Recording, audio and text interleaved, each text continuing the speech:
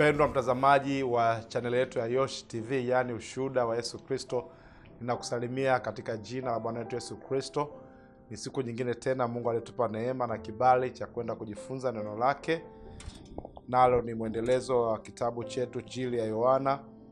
Kwa neema ya Mungu tumekuwa na uchambuzi na ufafanuzi wa mafundisho haya kitabu cha Injili ya Yohana sura ya kwanza.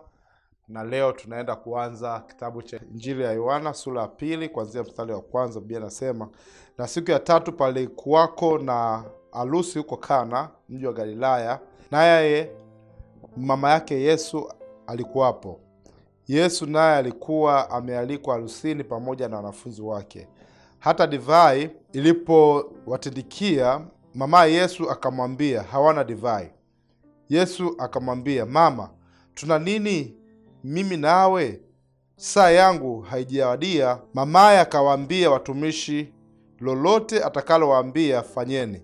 Basi kulikuwako huko mabalasi 6 ya mawe, nayo yamewekwa huko kwa desturi ya Wayahudi ya kutawadha, kila mmoja lapata kadiri ya nzio 2-3. Yesu akawaambia, jalizeni mabalasi maji, na wakayajaliza hata juu.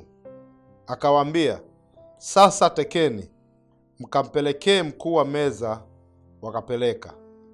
Naye mkuu wa meza alipoyaonja yale maji yaliyopata kuwa divai, wala asijue ilikotoka, lakini watumishi walijua, wale walioteka yale maji.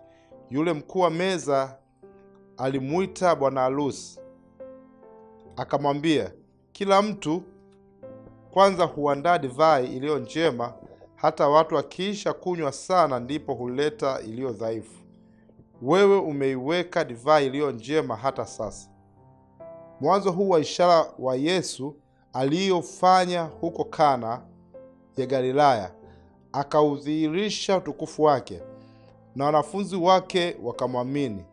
Baada ya hayo akashuka mpaka Kapenaumu, yeye na mama yake na ndugu zake na wanafunzi wake, wakakaa huko siku nyingi. Hili ni somo letu la siku nyingine, ambayo ni habari ya hii harusi ya Kana, ambao Yesu alialikwa pamoja na mama yake kwenda kushiriki hiyo harusi.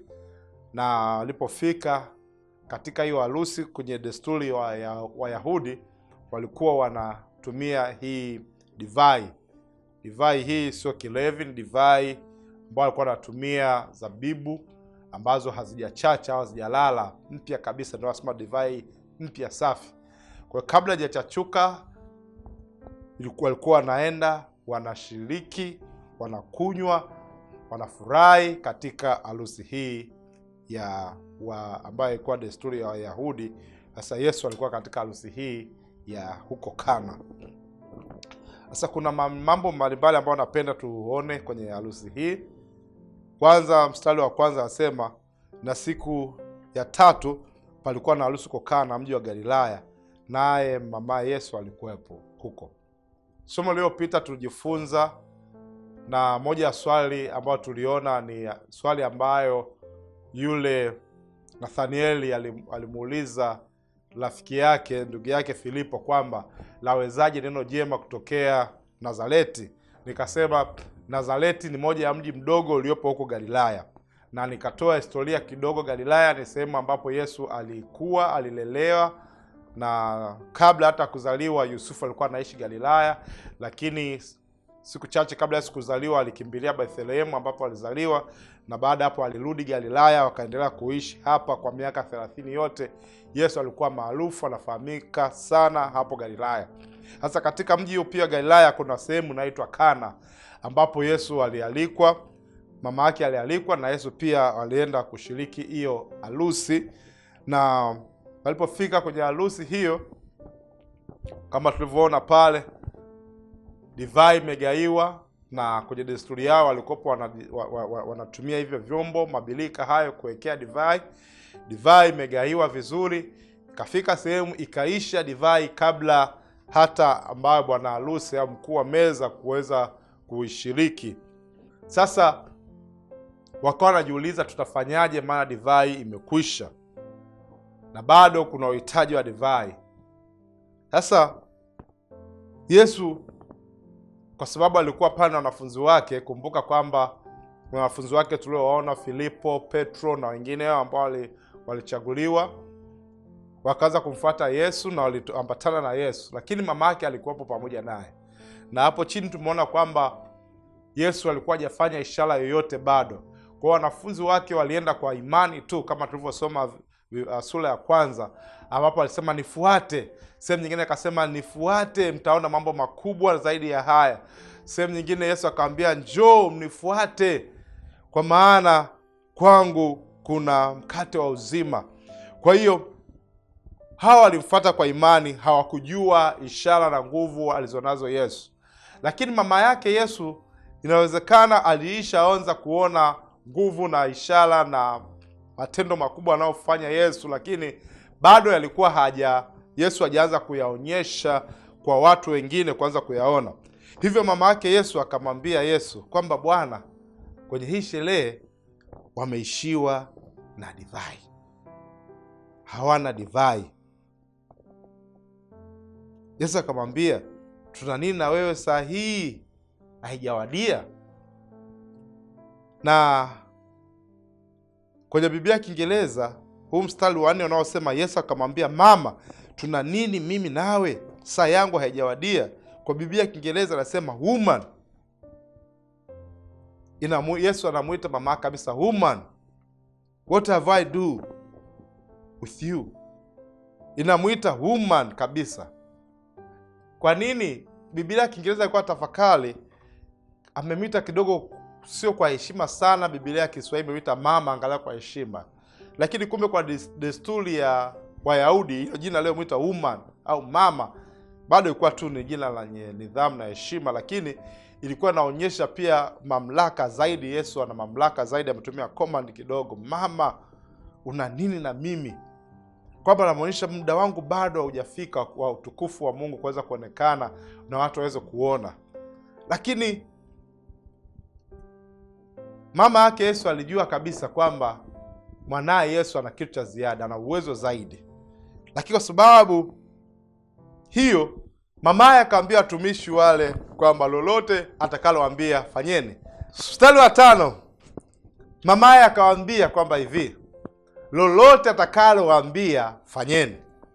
Ndipo na mimi nimetoa kichwa changu cha somo langu siku ya leo, lolote Yesu atakalo kuambia fanyeni.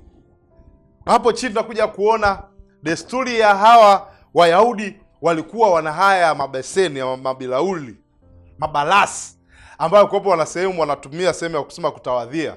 Labda kutawadhia sio kwamba chooni, hapana, kunawia mikono au kufanya desturi zao haya kwenye sherehe hiyo ya harusi. Sasa Yesu akamwambia wachukue hayo mabeseni au hizo ndoo, hivyo vyombo, nendeni kaweke maji. Wakaenda wakaweka maji. Na nadhani sio kawaida hayo mabilauli, labda kuwepo na kazi nyingine, sio kazi ya kuwekea divai.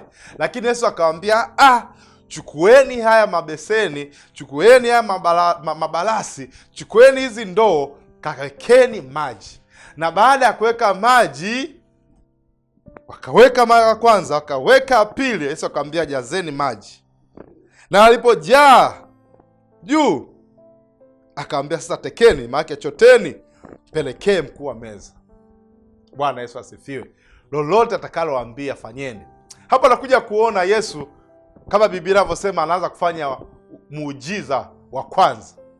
Muujiza wa kwanza anaanza kuja kufanya kwenye kitu ambao hawakutegemea. Yesu alijua kabisa kwamba ndiyo nina uwezo, ndiyo na mamlaka, ndiyo nina nguvu.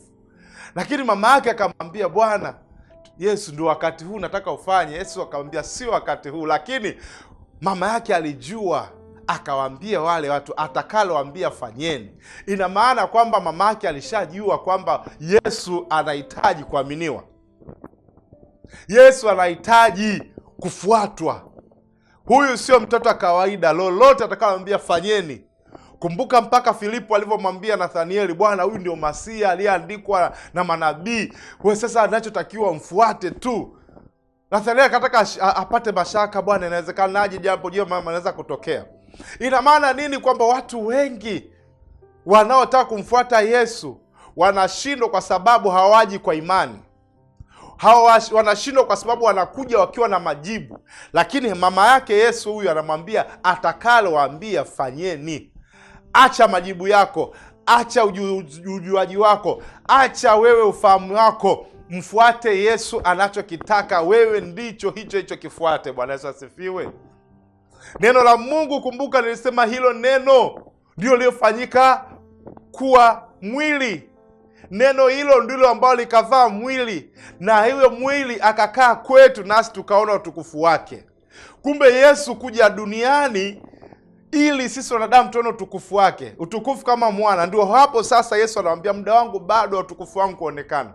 Lakini mama yake akajua ndio utukufu bado kuonekana, lakini Yesu atakalolisema, neno lake hilo atakalolisema linakuja na uungu, linakuja na muujiza, linakuja na jambo jipya, linakuja na neema kubwa. Kumbuka pale nyuma ambapo Yohana akamwambia amejawa neema juu ya neema. Ndivyo hapo sasa mama yake anakuja kutambua huyu mwanangu sio wa kawaida, ana neema juu ya neema, ana kitu cha tofauti. Lakini sharti, nawaambieni nyie ndugu, nawaambieni nyie wafuasi, nawaambieni nyie wenye sherehe, lolote atakalowaambia ninyi msisite, fanyeni.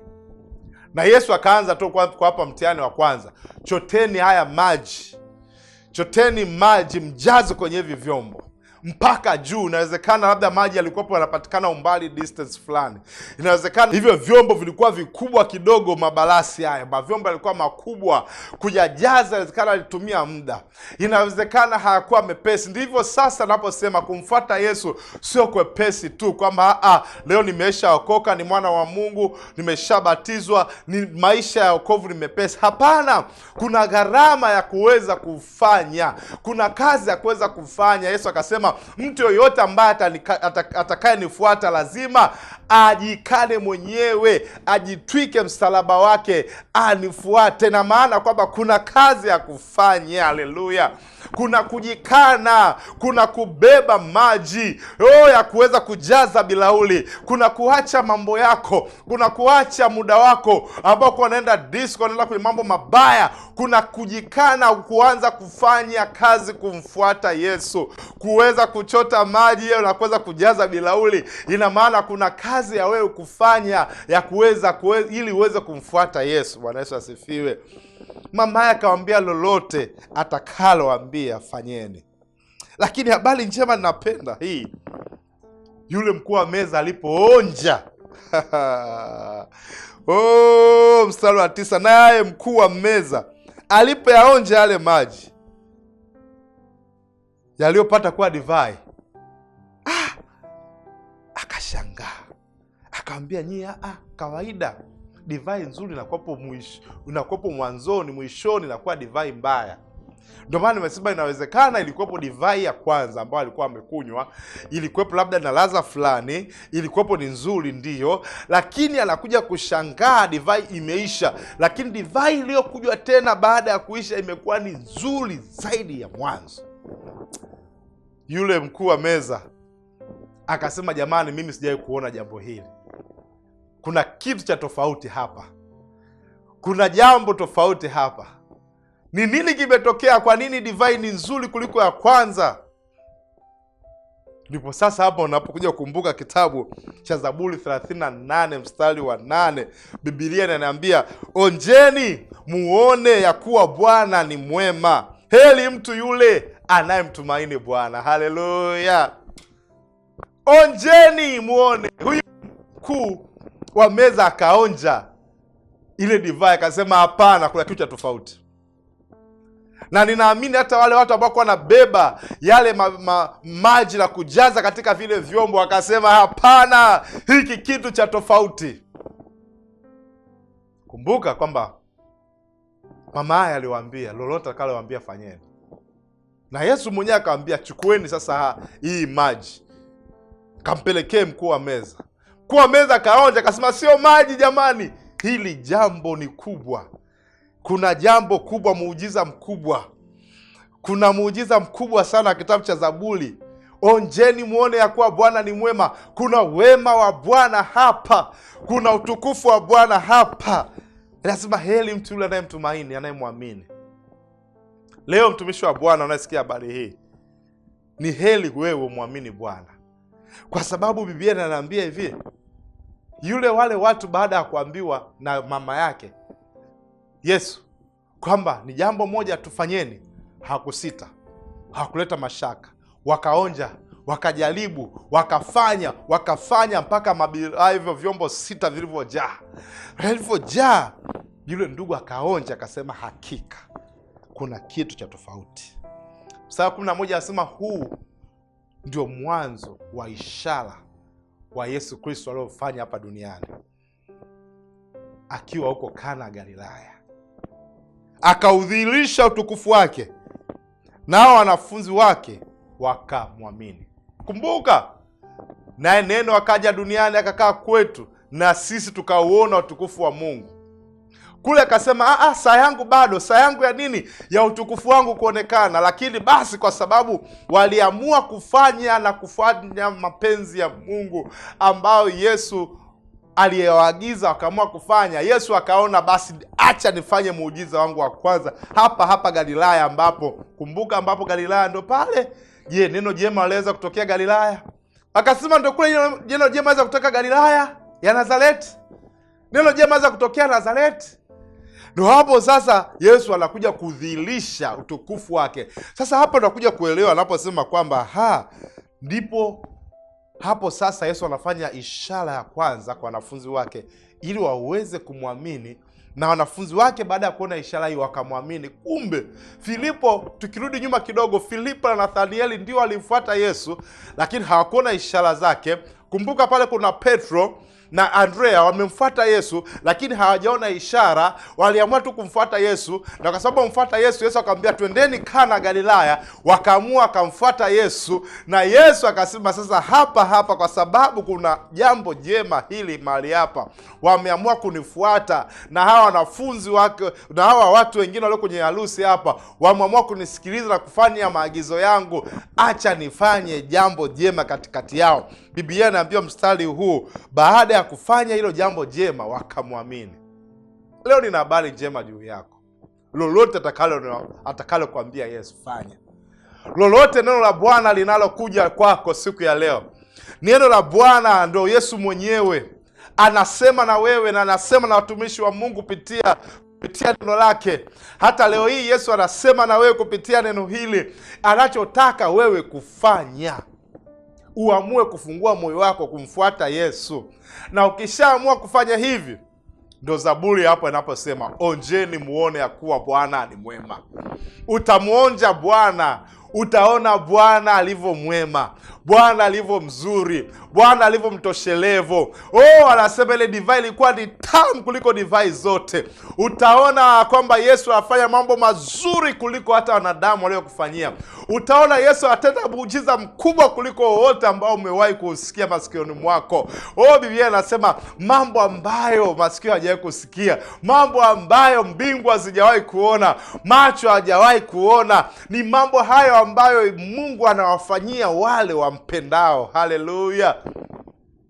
Paulo akaja kuandika na kitabu cha Efeso, akaambia jamani, atukuzwe Baba wetu na Mungu wetu wa mbinguni, ambaye anaweza kufanya mambo makubwa na ya ajabu kuliko yote tuyaombayo na yote tuyawazayo, kwa kadri ya nguvu inayotenda kazi ndani yetu. Nguvu ipi? Ni nguvu ya Yesu Kristo. Ndio anayotenda kazi ndani yetu kupitia neno lake na ahadi zake, kupitia kweli ambayo neno lake ni kweli. Kumbuka pale kitabu cha Yohana 1 tulisema neno lake ni kweli, ni amina, amejaa neema juu ya neema, amejaa utoshelevu. Lolote atakalo kuambia fanya, lolote aliyokuahidi kwamba atatenda. Na hapa akaja kuona muujiza, hakuwadanganya Yesu. Hivi imagine Yesu anamwambia chukua hii kikombe chenye haya maji kampelekee mkuu wa meza. Wengine inawezekana kuwa wanaogopa kwamba itawezekanikaje? tutaibika kwenye mkuu wa sherehe huyu, atakunywa maji, ataona sisi vichaa, ataona sisi ni wajinga. Hapana, lolote atakalowaambia fanyeni. Na Biblia inasema eli mtu yule anayemtumaini Yesu. Wewe kubali tu kuonja wema wa Bwana, kubali tu kuonja furaha ya Bwana, kubali tu kusikiliza mausia ya Bwana, kubali tu leo. Haleluya! Onja tu, utaona wema wa Bwana. Nilikuwa ninaendelea kusoma mstari wa mwisho, asema baada ya hapo akashuka mpaka Kapernaum, yeye na mama yake na ndugu zake, wakakaa huko siku nyingi. Sasa pale Kana iko Galilaya, Kapernaum iko chini kidogo, akakaa huko kwa siku nyingi. Sasa hapo nakuja kuona, ukisoma Luka 8 mstari wa 19, kuna kitu fulani pale kingine kinatokea. Wanafunzi wake Yesu wakuja kumwambia Yesu, mama yako na ndugu zako wanakutafuta. Basi wanamwambia, sikilizeni Bwana, mama zangu na ndugu zangu ni hawa wanaosikiliza neno langu. Inakuja kuonyesha kuna kitu. Kumbe alipokaa siku nyingi, Yesu akaendelea vijiji vingine, akatoka Galilaya, akaendelea kwenda Samaria, akaendelea Yudea, akaendelea sehemu mbalimbali, akaendelea kutangaza habari njema. Akatoka pale, inawezekana hawa wazazi wake, mama yake na ndugu yake, aliendelea kubakia pale Galilaya, Yesu akaendelea na kazi. Lakini Yesu anakuja kuwapa sifa kubwa hawa watu ambao wanasikiza neno lake. Anakuja kusema, heri ninyi mnaosikiza neno langu, nyie ndio ndugu zangu, nyie ndio kaka zangu na mama zangu. Inatufundisha nini? Ukiendelea kumfuata Yesu, ukiendelea kumsikiliza Yesu,